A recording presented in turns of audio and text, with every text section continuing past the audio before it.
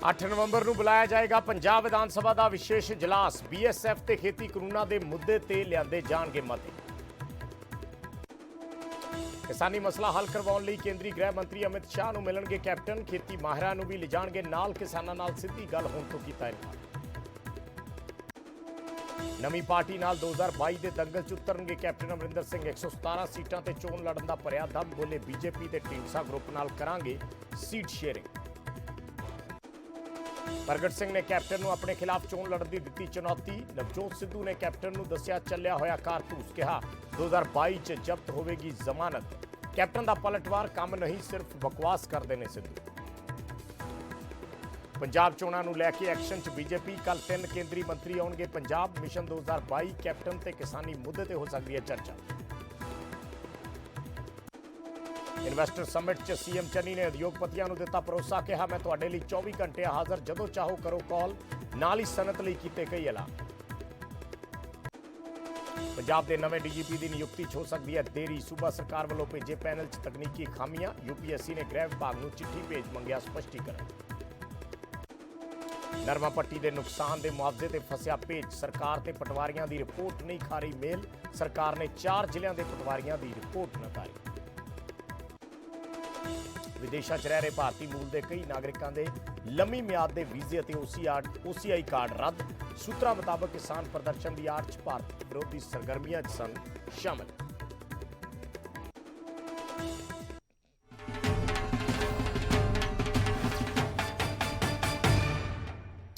ਸਤਿ ਸ਼੍ਰੀ ਅਕਾਲ। ਨਿਊਜ਼ 18 ਪੰਜਾਬ ਹਰਿਆਣਾ ਹਿਮਾਚਲ ਦੇਖ ਰਹੇ ਸਾਰੇ ਦਰਸ਼ਕਾਂ ਦਾ ਸਵਾਗਤ ਹੈ। ਮੈਂ ਹਾਂ ਵਿਜੇਪਾਲ ਸਿੰਘ ਬਰਾੜ। ਪੰਜਾਬ ਚੋਣਾਂ ਨੂੰ ਲੈ ਕੇ ਬੀਜੇਪੀ ਐਕਸ਼ਨ 'ਚ ਨਜ਼ਰ ਆ ਰਹੀ ਹੈ। ਕੱਲ 3 ਕੇਂਦਰੀ ਮੰਤਰੀ ਪੰਜਾਬ ਆ ਰਹੇ ਨੇ। ਗਜੇਂਦਰ ਸਿੰਘ ਸ਼ੇਖਾਵਤ, ਹਰਦੀਪ ਪੁਰੀ ਤੇ ਮੀਨਾਕਸ਼ੀ ਲੇਖੀ। 3 ਜਿਹੜੇ ਮੰਤਰੀ ਨੇ ਕੇਂਦਰ ਦੇ ਉਹ ਪੰਜਾਬ ਆ ਰਹੇ ਨੇ। ਪੰਜਾਬ ਬੀਜੇਪੀ ਦੇ ਚੋਣ ਇੰਚਾਰਜ ਨੇ ਗਜੇਂਦਰ ਸਿੰਘ ਸ਼ੇਖਾਵਤ, ਹਰਦੀਪ ਪੁਰੀ ਤੇ ਮੀਨਾਕਸ਼ੀ ਲੇਖੀ ਸਹਿ ਇੰਚਾਰਜ ਨੇ।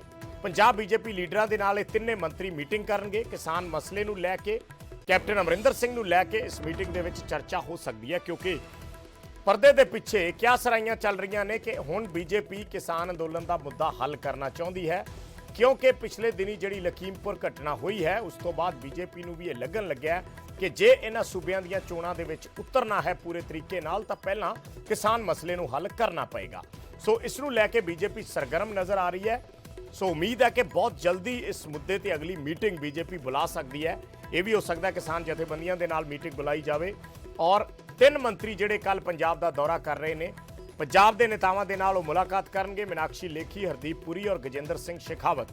ਗਜੇਂਦਰ ਸਿੰਘ ਸ਼ੇਖਾਵਤ ਬੀਜੇਪੀ ਪੰਜਾਬ ਦੇ ਇੰਚਾਰਜ ਨੇ। ਹਰਦੀਪ ਪੁਰੀ ਤੇ ਮੀਨਾਕਸ਼ੀ ਲੇਖੀ ਸਹਿ ਇੰਚਾਰਜ ਨੇ। ਸੋ ਇਹ ਤਿੰਨੇ ਮੰਤਰੀ ਪੰਜਾਬ ਦੇ ਵੱਖ-ਵੱਖ ਆਗੂਆਂ ਦੇ ਨਾਲ ਮੀਟਿੰਗਾਂ ਕਰਨਗੇ ਔਰ ਨਬਜ਼ ਟਟੋਲਣ ਦੀ ਕੋਸ਼ਿਸ਼ ਕਰਨਗੇ ਇਸ ਵੇਲੇ ਵੋਟਰਾਂ ਦੀ ਕਿ ਪੰਜਾਬ ਦੇ ਵਿੱਚ ਬੀਜੇਪੀ ਨੂੰ ਲੈ ਕੇ ਵੋਟਰਾਂ ਦੇ ਵਿੱਚ ਕੀ ਪ੍ਰਤੀਕਿਰਿਆ ਹੈ। ਕੀ ਪੰਜਾਬ 'ਚ ਬੀਜੇਪੀ ਇਕੱਲੇ ਤੌਰ ਤੇ ਚੋਣਾਂ ਲੜਨ ਦਾ ਦਮ ਭਰਦੀ ਹੈ ਜਾਂ ਕਿਸੇ ਦੇ ਨਾਲ ਉਸ ਨੂੰ ਐਸੋਸੀਏਸ਼ਨ ਕਰਨੀ ਪੈ ਸਕਦੀ ਹੈ, ਕਿਸੇ ਦਾ ਸਹਾਰਾ ਲੈਣਾ ਪੈ ਸਕਦਾ ਹੈ, ਜਾਂ ਦੂਜੀ ਟੈਕਨੀਕਲ ਭਾਸ਼ਾ 'ਚ ਕਹੀਏ ਤਾਂ ਕਿਸੇ ਨਾਲ ਗੱਠਜੋੜ ਕਰਨਾ ਪੈ ਸਕਦਾ। ਸੋ ਇਸ ਤਰੀਕੇ ਦੀਆਂ ਬਹੁਤ ਸਾਰੀਆਂ ਚੁਣੌਤੀਆਂ ਬੀਜੇਪੀ ਦੇ ਸਾਹਮਣੇ ਨੇ, ਪਰ ਸਭ ਤੋਂ ਵੱਡੀ ਚੁਣੌਤੀ ਕਿਸਾਨ ਅੰਦੋਲਨ ਦੀ ਹੈ। ਜਦੋਂ ਤੱਕ ਬੀਜੇਪੀ ਕਿਸਾਨ ਅੰਦੋਲਨ ਹੱਲ ਨਹੀਂ ਕਰਦੀ ਉਦੋਂ ਤੱਕ ਬੀਜੇਪੀ ਦੇ ਲਈ ਸਿਆਸੀ ਜ਼ਮੀਨ ਨੂੰ ਮਜ਼ਬੂਤ ਕਰਨਾ ਸੰਭਵ ਨਹੀਂ ਲੱਗਦਾ ਪੰਜਾਬ ਦੇ ਵਿੱਚ। ਇਸ ਕਰਕੇ ਬੀਜੇਪੀ ਵੀ ਇਹ ਸਮਝ ਚੁੱਕੀ ਹੈ ਔਰ ਕੋਸ਼ਿਸ਼ ਦੇ ਵਿੱਚ ਹੈ ਕਿ ਛੇਤੀ ਤੋਂ ਛੇਤੀ ਕਿਸਾਨ ਮਸਲੇ ਦਾ ਹੱਲ ਕਰਕੇ ਚੋਣਾਂ ਦੇ ਵਿੱਚ ਉਤਰਿਆ ਜਾਵੇ। अपना काम कर रहे हैं। हमारी कल बैठक है। गजेंद्र सिंह जी शेखावत जो जल संसाधन मंत्री हैं भारत सरकार के, वो कल पहुंच रहे हैं। हरदीप सिंह पुरी पहुंच रहे हैं, सह प्रभारी हैं चुनाव के, और मीनाक्षी लेखी जी पहुंच रहे हैं। बाकी सब लोग, दुष्यंत गौतम जी आ रहे हैं। तो हम वहाँ अपनी तैयारी कर रहे हैं चुनाव के लिए, क्या करना है क्या नहीं करना, स्ट्रेटजी बनाएंगे। तो हम तो अपने काम में लगे हुए हैं। कैप्टन अमरिंदर सिंह जी क्या करते हैं क्या कहते हैं वो केंद्रीय नेतृत्व से बात करेंगे। ਪੰਕਜ ਕਬਾਹੀ ਸਾਡੇ ਸਹਿਯੋਗੀ ਜੁੜੇ ਨੇ ਹੋਰ ਗੱਲਬਾਤ ਦੇ ਲਈ। ਪੰਕਜ, ਇਸ ਵੇਲੇ ਦੇਖਿਆ ਜਾਵੇ ਤਾਂ ਸਭ ਤੋਂ ਵੱਡੀ ਚੁਣੌਤੀ ਬੀਜੇਪੀ ਦੇ ਲਈ ਇਹੀ ਹੈ ਕਿ ਉਹਨਾਂ ਨੇ ਅਗਲੀਆਂ ਚੋਣਾਂ ਦੇ ਵਿੱਚ 2022 ਦੇ ਲਈ ਕਿਸ ਤਰੀਕੇ ਨਾਲ ਆਪਣੀ ਜਿਹੜੀ ਸਿਆਸੀ ਜ਼ਮੀਨ ਹੈ ਉਸ ਨੂੰ ਮਜ਼ਬੂਤ ਕਰਨਾ ਹੈ। ਸੋ ਇਹ ਜਿਹੜੀ 3 ਮੰਤਰੀਆਂ ਦਾ ਦੌਰਾ ਹੈ, ਕੀ ਇਸ ਚੀਜ਼ ਨਾਲ ਜੋੜ ਕੇ ਦੇਖਿਆ ਜਾਵੇ ਕਿ ਹੁਣ ਬੀਜੇਪੀ ਘੱਟੋ ਘੱਟ ਮਨ ਬਣਾ ਚੁੱਕੀ ਹੈ ਕਿ ਕਿਸਾਨ ਮਸਲਾ ਹੱਲ ਕਰਨਾ ਹੀ ਪਏਗਾ, ਉਸ ਤੋਂ ਬਿਨਾਂ ਪੰਜਾਬ ਹੋਵੇ ਜਾਂ UP ਹੋਵੇ ਇਹਨਾਂ ਚੋਣਾਂ ਦੇ ਵਿੱਚ ਨਹੀਂ ਉਤਰਿਆ ਜਾ ਸਕਦਾ, ਜੇ ਉਤਰਨਗੇ ਤਾਂ ਨੁਕਸਾਨ ਝੱਲਣਾ ਪਏਗਾ। ਬਿਲਕੁਲ ਬਿਲकुल ਵਿਜੇ, ਕਿਉਂਕਿ ਪੰਜਾਬ ਹੀ ਨਹੀਂ UP ਦੇ ਵਿੱਚ ਵੀ ਜਿਹੜੀ ਫੀਡਬੈਕ ਆਈ ਹੈ ਕਿਸਾਨੀ ਮੁੱਦੇ ਨੂੰ ਲੈ ਕੇ ਉਹ ਬੀਜੇਪੀ ਦੇ ਖਿਲਾਫ ਆਈ ਹੈ। ਜੀ। ਇਸੇ ਵਜ੍ਹਾ ਕਰਕੇ ਜਿਹੜਾ ਵਾ ਇੱਕ ਪਾਸੇ ਜਿਹੜੀ ਦਿੱਲੀ ਤੋਂ ਹਾਈ ਕਮਾਨ ਹੈ ਉਹ ਯੂਪੀ ਦੇ ਵਿੱਚ ਡਟੀ ਹੋਈ ਹੈ, ਤਾਂ ਦੂਜੇ ਪਾਸੇ ਕਿਉਂਕਿ ਪੰਜਾਬ ਨੂੰ ਸਮਝਦੇ ਨੇ, ਹਰਦੀਪ ਸਿੰਘ ਪੁਰੀ ਅੰਮ੍ਰਿਤਸਰ ਤੋਂ ਚੋਣ ਲੜ ਚੁੱਕੇ ਨੇ, ਮੀਨਾਕਸ਼ੀ ਲੇਖੀ ਖੁਦ ਪੰਜਾਬੀ ਨੇ, ਔਰ ਗਜੇਂਦਰ ਸ਼ੇਖਾਵਤ ਜੋ ਰਾਜਸਥਾਨ ਤੋਂ ਆਉਂਦੇ ਨੇ, ਇਹਨਾਂ ਦੀ ਜ਼ਿੰਮੇਵਾਰੀ ਲਗਾਈ ਗਈ ਹੈ। ਔਰ ਇਹ ਕੱਲ ਸਾਰਾ ਦਿਨ ਮੈਰਾਥਨ ਬੈਠਕਾਂ ਚੱਲਣੀਆਂ। ਸ਼ੁਰੂਆਤ ਸੁਖਮਨੀ ਸਾਹਿਬ ਦੇ ਪਾਠ ਤੋਂ ਹੋਣੀ ਹੈ, ਸਵੇਰੇ 8 ਵਜੇ ਪਾਠ ਰੱਖਿਆ ਗਿਆ ਪਾਰਟੀ ਹੈਡਕੁਆਟਰ। ਉਸ ਤੋਂ ਬਾਅਦ 10 ਵਜੇ ਸਿੱਖ ਜਿਹੜੇ ਆਗੂ ਨੇ ਉਹਨਾਂ ਦੇ ਨਾਲ ਮੁਲਾਕਾਤ ਹੋਏਗੀ, ਔਰ 12 ਵਜੇ ਜਿਹੜੇ ਸੀਨੀਅਰ ਲੀਡਰ ਨੇ, ਮਨੋਰੰਜਨ ਕਾਲੀਆ ਹੋ ਗਏ, ਜੀਵਨ ਗੁਪਤਾ ਹੋ ਗਏ, ਸੁਭਾਸ਼ ਸ਼ਰਮਾ ਹੋ ਗਏ, ਅਸ਼ਵਨੀ ਸ਼ਰਮਾ ਹੋ ਗਏ, ਇਹਨਾਂ ਦੇ ਨਾਲ ਮੀਟਿੰਗ ਹੋਏਗੀ। ਔਰ 3 ਵਜੇ ਪ੍ਰੈਸ ਵਾਰਤਾ ਰੱਖੀ ਗਈ ਹੈ। ਕਿਸਾਨੀ ਮੁੱਦਾ ਤੇ ਕੈਪਟਨ ਅਮਰਿੰਦਰ ਸਿੰਘ ਦਾ ਕਿੰਨਾ ਫਾਇਦਾ ਮਿਲੇਗਾ ਅਗਰ ਕੈਪਟਨ ਅਮਰਿੰਦਰ ਸਿੰਘ ਦੇ ਨਾਲ ਬੀਜੇਪੀ ਚੱਲਦੀ ਹੈ, ਇਹ ਦੋ ਮਸਲਿਆਂ ਨੂੰ ਲੈ ਕੇ, ਔਰ ਇਸ ਦੇ ਨਾਲ ਕਿਸ ਤਰੀਕੇ ਦੇ ਨਾਲ ਰਣਨੀਤੀ ਘੜੀ ਜਾਏਗੀ, ਕਿਹੜੇ ਮੁੱਦੇ ਲੈ ਕੇ ਜਾਏ ਜਾਣਗੇ, ਸਾਰਿਆਂ ਤੇ ਗੱਲਬਾਤ ਜਿਹੜੀ ਹੈ ਉਹ ਕੱਲ ਦੀ ਮੀਟਿੰਗ ਦੇ ਵਿੱਚ, ਮੈਰਾਥਨ ਬੈਠਕ ਦੇ ਵਿੱਚ ਰਹਿਣ ਵਾਲੀ ਹੈ। ਔਰ 3 ਵਜੇ ਪ੍ਰੈਸ ਵਾਰਤਾ ਤੋਂ ਬਾਅਦ ਫਿਰ ਬੈਠਕਾਂ ਦਾ ਦੌਰ ਜਿਹੜਾ ਉਹ ਜਾਰੀ ਰਹੇਗਾ। ਯਾਨੀ ਪੰਕਜ, ਆਪਾਂ ਦੂਜੇ ਸ਼ਬਦਾਂ 'ਚ ਇਹ ਕਹਿ ਸਕਦੇ ਹਾਂ ਵੀ ਕਿਸਾਨੀ ਮੁੱਦਾ ਹੱਲ ਹੋਣ ਦੇ ਨੇੜੇ ਆਇਆ ਖੜਾ, ਕਹਿ ਸਕਦੇ ਹਾਂ। ਬਿਲਕੁਲ ਬਿਲਕੁਲ ਵਿਜੇ, ਕਿਉਂਕਿ ਇਸ ਵੇਲੇ ਲਗਾਤਾਰ ਕੈਪਟਨ ਅਮਰਿੰਦਰ ਸਿੰਘ ਵੀ ਕਹਿ ਰਹੇ ਨੇ ਕਿ ਉਹ ਮੁੱਦਾ ਹੱਲ ਕਰਵਾਉਣਗੇ, ਔਰ ਅਮਿਤ ਸ਼ਾਹ ਦੇ ਨਾਲ ਕੱਲ ਮੀਟਿੰਗ ਵੀ ਹੋਣ ਜਾ ਰਹੀ ਹੈ। ਔਰ ਇਸੇ ਵਜ੍ਹਾ ਕਰਕੇ ਇਹ ਬੈਠਕਾਂ ਦਾ ਦੌਰ ਜਿਹੜਾ ਵਾ ਉਹ ਲਗਾਤਾਰ ਚੱਲ ਰਿਹਾ ਵਾ। ਔਰ ਪੰਜਾਬ ਇਕਾਈ ਕੋਲ ਕੀ ਫੀਡਬੈਕ ਹੈ ਉਸ ਦੀ ਵੀ ਰਾਏ ਜਿਹੜੀ ਹੈ ਉਹ ਜ਼ਰੂਰ ਇਸ ਵੇਲੇ ਲੈਂਦੇ ਹੋਏ ਨਜ਼ਰ ਆਉਣਗੇ। ਠੀਕ ਹੈ, ਸ਼ੁਕਰੀਆ, ਧੰਨਵਾਦ ਪੰਕਜ ਇਸ ਜਾਣਕਾਰੀ ਦੇ ਲਈ। ਤਾਂ ਕੱਲ ਬੀਜੇਪੀ ਦੇ 3 ਮੰਤਰੀਆਂ ਦਾ ਦੌਰਾ ਕਾਫੀ ਅਹਿਮ ਰਹਿਣ ਵਾਲਾ, ਖਾਸ ਕਰਕੇ ਪੰਜਾਬ ਦੇ ਕਈ ਪੱਖਾਂ ਤੋਂ, ਕਿਉਂਕਿ ਅਗਲੇ ਦਿਨਾਂ ਦੇ ਵਿੱਚ ਜੇ ਕਿਸਾਨ ਮਸਲਾ ਬੀਜੇਪੀ ਹੱਲ ਕਰਨ ਦੀ ਕੋਸ਼ਿਸ਼ ਕਰਦੀ ਹੈ, ਜਿਸ ਵੀ ਤਰੀਕੇ ਨਾਲ ਹੱਲ ਕਰਨ ਦੀ ਕੋਸ਼ਿਸ਼ ਕਰਦੀ ਹੈ, ਉਸ ਦੇ ਵਿੱਚ ਇਹਨਾਂ ਮੰਤਰੀਆਂ ਦੀ ਫੀਡਬੈਕ ਕਾਫੀ ਅਹਿਮ ਰਹੇਗੀ। ਤੇ ਕੱਲ ਉਧਰ ਕੇਂਦਰੀ ਗ੍ਰਹਿ ਮੰਤਰੀ ਨੂੰ ਕੈਪਟਨ ਅਮਰਿੰਦਰ ਸਿੰਘ ਵੀ ਮਿਲਣ ਜਾ ਰਹੇ ਨੇ ਅਮਿਤ ਸ਼ਾਹ ਦੇ ਨਾਲ। ਕੱਲ ਕੈਪਟਨ ਅਮਰਿੰਦਰ ਸਿੰਘ ਦੀ ਮੀਟਿੰਗ ਹੋਏਗੀ। ਖੇਤੀ ਤੇ ਖੇਤੀ ਦੀ ਟ੍ਰੇਡਿੰਗ ਨਾਲ ਜੁੜੇ ਕਰੀਬ 25 ਤੋਂ 30 ਲੋਕਾਂ ਨੂੰ ਕੈਪਟਨ ਅਮਰਿੰਦਰ ਸਿੰਘ ਨਾਲ ਲੈ ਕੇ ਜਾਣਗੇ। ਉਹਨਾਂ ਨੇ ਕਿਹਾ ਹੈ ਕਿ ਗੱਲਬਾਤ ਜ਼ਰੀਏ ਹੀ ਇਸ ਦਾ ਹੱਲ ਨਿਕਲ ਸਕਦਾ ਹੈ। ਕਿਸਾਨ ਤੇ ਸਰਕਾਰ ਦੋਵੇਂ ਇਸ ਮਸਲੇ ਦਾ ਹੱਲ ਕੱਢਣਾ ਚਾਹੁੰਦੇ ਨੇ। ਕਿਸਾਨ ਆਗੂ ਚਾਹੁੰਦੇ ਨੇ ਕਿ ਸਿਆਸਤਦਾਨ ਦੂਰ ਰਹਿਣ।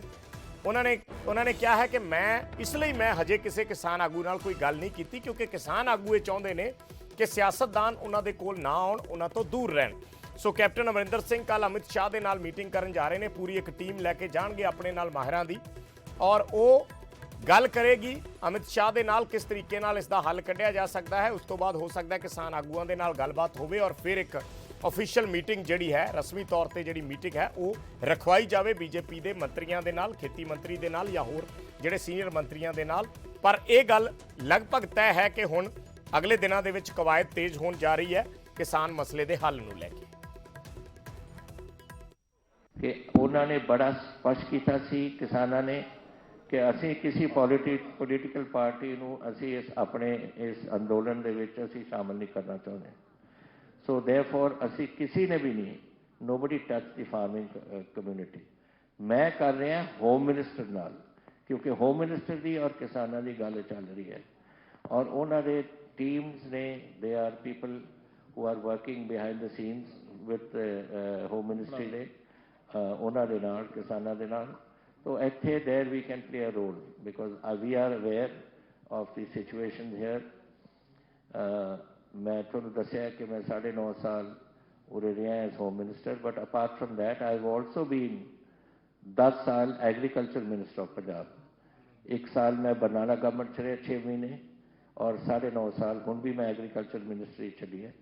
9.5 ਸਾਲ ਇਹ, ਸੋ 10 ਸਾਲ ਮੈਂ ਰਿਹਾ। So I know something about the agriculture of the state. It is my subject. And I also know security, which is my subject. That is why I am concentrating on this. But ਗੱਲ ਇਹ ਹੈ ਕਿ I hope that the understanding with the meeting which we are going tomorrow to, I am straight after this, I am leaving for Delhi, and tomorrow we will meet the Home Minister and ਉਹਨਾਂ ਨਾਲ ਗੱਲ ਕਰਾਂਗੇ। ਮੈਂ ਇਹਨਾਂ ਨੂੰ 3 ਵਾਰ ਮਿਲ ਚੁੱਕਿਆ home minister ਸਾਹਿਬ ਨੂੰ ਇਸ ਤੋਂ ਪਹਿਲਾਂ ਔਨ ਦਿਸ ਇਸ਼ੂ। ਤੇ ਕੈਪਟਨ ਅਮਰਿੰਦਰ ਸਿੰਘ ਨੇ ਕਿਹਾ ਹੈ ਕਿ ਉਹ ਕੋਸ਼ਿਸ਼ ਕਰਨਗੇ ਇਸ ਮਸਲੇ ਦਾ ਹੱਲ ਕਰਵਾਉਣ ਦੇ ਲਈ। ਤੇ ਉਧਰ ਅੱਜ ਨਵੀਂ ਪਾਰਟੀ ਦੀਆਂ ਵੀ ਸਰਗੋਸ਼ੀਆਂ ਸੁਣਾਈ ਦਿੱਤੀਆਂ। ਹਾਲਾਂਕਿ ਕੈਪਟਨ ਨੇ ਇਸ ਬਾਬਤ ਕੋਈ ਐਲਾਨ ਨਹੀਂ ਕੀਤਾ, ਪਰ ਇਹ ਜ਼ਰੂਰ ਕਿਹਾ ਕਿ 2022 ਦੇ ਦੰਗਲ 'ਚੋਂ ਨਵੀਂ ਪਾਰਟੀ ਦੇ ਨਾਲ ਉਤਰਨਗੇ। ਪਾਰਟੀ ਦੇ ਨਾਂ ਤੇ ਚੋਣ ਨਿਸ਼ਾਨ ਤੇ ਹਲੇ ਕੰਮ ਚੱਲ ਰਿਹਾ ਹੈ। ਚੋਣ ਕਮਿਸ਼ਨ ਦੀ ਮਨਜ਼ੂਰੀ ਤੋਂ ਬਾਅਦ ਉਹਨਾਂ ਨੇ ਕਿਹਾ ਹੈ ਕਿ ਮੈਂ ਇਸ ਨਵੀਂ ਪਾਰਟੀ ਦਾ ਐਲਾਨ ਕਰਾਂਗਾ। ਕਈ ਕਾਂਗਰਸੀ ਮੇਰੇ ਸੰਪਰਕ 'ਚ ਨੇ, ਔਰ ਸਾਰੀਆਂ 117 ਸੀਟਾਂ ਤੇ ਚੋਣ ਲੜਨ ਦਾ ਕੈਪਟਨ ਅਮਰਿੰਦਰ ਸਿੰਘ ਨੇ ਦਮ ਭਰਿਆ ਹੈ। ਨਾਲ ਹੀ ਉਹਨਾਂ ਕਿਹਾ ਕਿ ਹੋਰਨਾਂ ਪਾਰਟੀਆਂ ਦੇ ਨਾਲ ਵੀ ਗੱਠਜੋੜ ਹੋਏਗਾ। ਬੀਜੇਪੀ ਢੀਂਡਸਾ ਗਰੁੱਪ ਦੇ ਨਾਲ ਮੈਂ ਆਪਣੀ ਸੀਟ ਸ਼ੇਅਰਿੰਗ ਕਰ ਸਕਦਾ ਹਾਂ, ਇਹ ਗੱਲ ਉਹਨਾਂ ਨੇ ਕਈ ਨਾਲ ਹੀ ਸਪਸ਼ਟ ਕੀਤਾ ਕਿ ਹਾਲੇ ਤੱਕ ਗੱਲਬਾਤ ਨਹੀਂ ਹੋਈ ਹੈ ਕਿਸੇ ਬਾਰੇ, ਪਰ ਸਾਨੂੰ ਉਮੀਦ ਹੈ ਕਿ ਅਸੀਂ ਇਸ ਤਰੀਕੇ ਨਾਲ ਸੀਟ ਸ਼ੇਅਰਿੰਗ ਦੇ ਬੇਸਿਸ ਤੇ ਚੋਣਾਂ ਲੜਾਂਗੇ।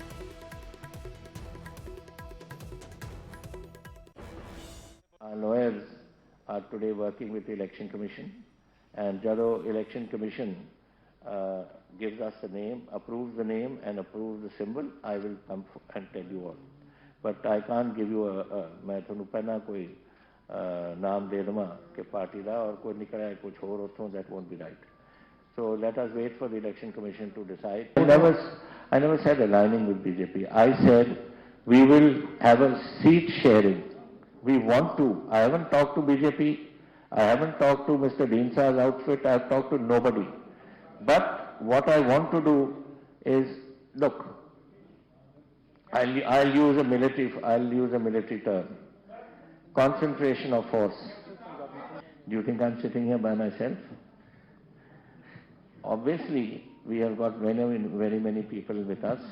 When the time comes, our party has announced, we will give you a list. I can promise you one thing. We will fight all 117 seats. That I can promise you. Whether we do adjustment seats or whether we fight on our own, those are things that time will tell.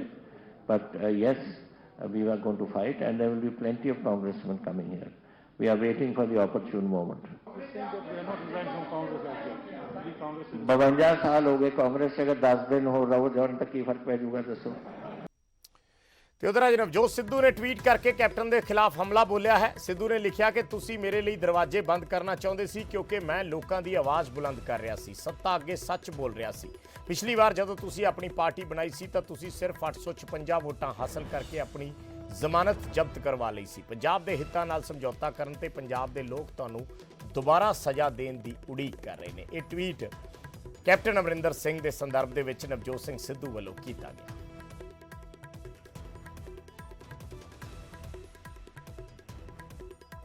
ਤੇ ਸਿੱਧੂ ਤੋਂ ਇਲਾਵਾ ਪੰਜਾਬ ਦੇ cabinet ਮੰਤਰੀ ਵੀ captain ਨੂੰ ਨਿਸ਼ਾਨੇ ਤੇ ਲੈ ਰਹੇ ਨੇ। ਪ੍ਰਗਟ ਸਿੰਘ ਨੇ ਤਾਂ ਕੈਪਟਨ ਨੂੰ ਜਲੰਧਰ ਕੈਂਟ ਤੋਂ ਚੋਣ ਲੜਨ ਦੀ ਸਿੱਧੀ ਚੁਣੌਤੀ ਦੇ ਦਿੱਤੀ ਹੈ। ਤਾਂ ਭਗਵੰਤ ਮਾਨ ਨੇ ਕਿਹਾ ਕਿ 4.5 ਸਾਲ ਕੈਪਟਨ ਪਾਰਟੀਆਂ ਕਰਦੇ ਰਹੇ ਤੇ ਹੁਣ ਨਵੀਂ ਪਾर्टी बना ली।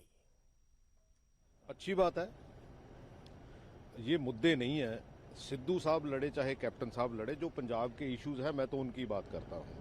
तो जो ऐसे चैलेंज कर रहे हैं वो अब उन्होंने प्रेस कॉन्फ्रेंस में ही चैलेंज कर दिया। अच्छी बात है, अच्छी बात है, बहुत अच्छी बात है। मतलब मुकाबला नहीं क्यों नहीं, देखो हम तो खिलाड़ी हैं, खेलना जानते हैं, खेलेंगे भी, अच्छी बात है। और अच्छी टीम के अगेंस्ट खेलने में मजा आता है। तो कहते कि यहाँ भी चैलेंज स्वीकार है एक बारी नो डेफिनेटली, क्यों नहीं। सिद्धू ਨੂੰ ਹਰਾਣ ਵਾਸਤੇ मतलब कि कहते हैं मैं खुद उतरागा कि नहीं, वो तो मैं उनको कहता हूँ कि मेरे अगेंस्ट आ जाए, जलंधर छावनी में आ जाए, तो उसमें क्या। ਪਾਰਟੀ ਬਣਾ ਰਹੇ ਨੇ ਜੀ ਉਹਨਾਂ ਕੋਲ ਜਿਹੜੀ ਪਹਿਲਾਂ ਵਾਲੀ ਪਾਰਟੀ ਹੈ ਉਹ ਉਹਨਾਂ ਨੇ ਪਾਰਟੀਆਂ ਕਰ ਕੱਢਤੀ। 4.5 ਸਾਲ ਤਾਂ ਪਾਰਟੀਆਂ ਕੀਤੀਆਂ ਉਹਨਾਂ ਨੇ ਤੇ ਫਿਰ ਉਹ ਨਵੀਂ ਪਾਰਟੀ ਬਣਾ ਰਹੇ ਨੇ। ਨਹੀਂ ਉਹ ਤੁਹਾਨੂੰ ਕੀ ਲੱਗਦਾ ਵੀ ਇਹ ਵੋਟ ਬੈਂਕ ਨੂੰ ਖਿਸਕਾਉਣ ਦੀ ਕੋਸ਼ਿਸ਼ ਹੈ? ਕਹਿੰਦੇ ਕਿ ਬਿੱਲ ਵਾਪਸ ਲਓਗੇ ਤਾਂ ਮੈਂ ਸਹਿਯੋਗ ਕਰ ਸਕਦਾਗਾ। ਜਿਸ ਕੋਈ ਬੈਂਕ ਬੁੰਕ ਨਹੀਂ ਕਿਸੇ ਦੀ। ਹੁਣ ਲੋਕਾਂ ਨੇ ਮਨ ਬਣਾ ਰੱਖਿਆ ਕਿ ਇਹਨਾਂ ਦੋਨਾਂ ਤੋਂ ਖਹਿੜਾ ਛਡਾਉਣਾ। ਇਹਨਾਂ ਨੇ ਸਵਿਸ ਬੈਂਕ ਇਹਨਾਂ ਕੋਲੇ, ਕੋਈ ਹੁਣ ਵੋਟ ਬੈਂਕ ਨਹੀਂ ਰਿਹਾ ਇਹਨਾਂ ਕੋਲੇ। ਤੇ ਉਧਰ ਰੂਸਾ ਆਲਮ ਨੂੰ ਲੈ ਕੇ ਹੋ ਰਹੀ ਸਿਆਸਤ ਤੇ ਅੱਜ ਕੈਪਟਨ ਭੜਕ ਗਏ ਤੇ ਪੁੱਛਿਆ ਕਿ ਰੰਧਾਵਾ ਨੂੰ ਇਹ ਮੁੱਦਾ ਪਹਿਲਾਂ ਯਾਦ ਕਿਉਂ ਨਹੀਂ ਆਇਆ, ਜਿਸ ਤੇ ਪ੍ਰਗਟ ਸਿੰਘ ਨੇ ਪਲਟਵਾਰ ਕਰਦਿਆਂ ਕਿਹਾ ਕਿ ਜਿੰਨਾ ਪਿਆਰ ਕੈਪਟਨ ਨੇ ਰੂਸਾ ਲਈ ਦਿਖਾਇਆ ਹੈ, ਜੇ ਉਹਨਾਂ ਪੰਜਾਬ ਲਈ ਦਿਖਿਆ ਹੁੰਦਾ ਤਾਂ ਅੱਜ ਗੱਲ ਕੁਝ ਹੋਰ ਹੋਣੀ ਸੀ। ਜਿਹੜੀ ਨਵੀਂ ਕੰਟਰੋਵਰਸੀ ਪੰਜਾਬ ਦੇ ਵਿੱਚ ਪੈਦਾ ਹੋਈ ਹੈਗੀ ਆ, ਤੁਹਾਡਾ ਉਹਦੇ ਤੇ ਕੀ ਵਿਊ ਹੈਗਾ? ਕੋਈ ਵਿਊ ਨਹੀਂ ਹੈ, ਜੋ ਮਰਜ਼ੀ ਲਿਖੀ ਜਾਣ। ਨੋ ਮਿਸਟਰ ਸੁਖਜਿੰਦਰ ਰੰਧਾਵਾ ਲਿਖਦੇ, ਜੋ ਮਰਜ਼ੀ ਕਰੇ। 4 ਸਾਲ ਤਾਂ ਮੇਰੇ ਨਾਲ ਉਹਨੇ ਰਿਹਾ ਕੈਬਨਿਟ ਮਿਨਿਸਟਰ, ਉਦੋਂ ਨਹੀਂ ਸੁਝੀ ਉਹਨੂੰ, ਉਸ ਤੋਂ ਪਹਿਲਾਂ ਨਹੀਂ ਕਦੇ ਸੁਝੀ। Aroosa has been coming here for 16 years and ਮੈਂ ਕੱਲ ਵੀ ਕਿਹਾ ਸੀ ਕਿ ਅਗਰ visas are open I would request her again to come. She is very knowledgeable in her ਥੋੜੇ ਸਰ ਟਾਰਗੇਟ ਹੀ ਕਿਉਂ ਬਣਾਇਆ ਜਾ ਰਿਹਾ ਹੈ? ਕਿਹਾ ਜਾ ਰਿਹਾ ਕਿ ਪੰਜਾਬ ਦਾ ਪੈਸਾ ਬਾਹਰ ਟ੍ਰਾਂਸਫਰ ਹੋ ਗਿਆ ਜੀ। ਉਹ ਸਭ ਹੁਣ ਕਹਿਣ ਦੀਆਂ ਗੱਲਾਂ ਹੁੰਦੀਆਂ ਨੇ। ਵਿਸ਼ਾਲ ਟੈਲ ਮੀ ਕਿੱਥੋਂ ਮਾਨੇ, ਅਗਰ ਮਾਨੇ ਕੋਈ ਪੈਸਾ ਟ੍ਰਾਂਸਫਰ ਹੋਇਆ ਦੱਸੋ ਕਿੱਥੇ ਹੋਇਆ? ਹੁਣ ਹੀ ਦੱਸਦੇ ਨੇ we'll tell income tax and we'll tell ED, we'll tell them to trace it। ਪਹਿਲਾਂ ਉਹਨਾਂ ਨੂੰ ਕੌਣ ਰੋਕਦਾ ਸੀਗਾ? ਪਹਿਲਾਂ ਕੋਈ ਰੋਕਦਾ ਸੀਗਾ?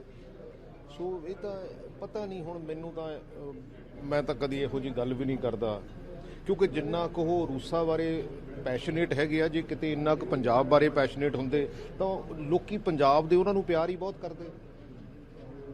ਮੈਨੂੰ ਤਾਂ ਐਂ ਲੱਗਦਾ ਹੈ। ਇੱਕ ਛੋਟਾ ਜਿਹਾ ਕਮਰਸ਼ੀਅਲ ਬ੍ਰੇਕ, ਜਲਦ ਵਾਪਸ ਆਉਣੇ ਆ।